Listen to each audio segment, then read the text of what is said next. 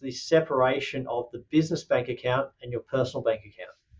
Yeah, look, we certainly see that there is the temptation at times that the business owners of SME enterprises tend to treat the company account as their personal account. And so it may be that the company pays for a whole variety of personal expenses, groceries, alcohol, recreation, restaurants, all of those things.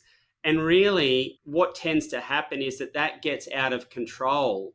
And that then becomes a circumstance where, when we look at the profitability of the business and indeed, what it can generate, it can't sort of, the profitability is not at a level where it's sustaining that incurrence of all of the personal or private expenses. And really, whilst some business owners say, "Oh, well, that effectively is part of my remuneration package," the point is that it's actually not being properly managed and properly looked at in terms of the profitability of the business. So it can also be the thing that then crimps the cash flow as well, and it then has the further impact that on some form of external administration, such as a liquidation of the company, that's a loan account that then the liquidator can then ask to be repaid. So, certainly that whole sort of treating the company as your personal account, I again say should be done in light of looking at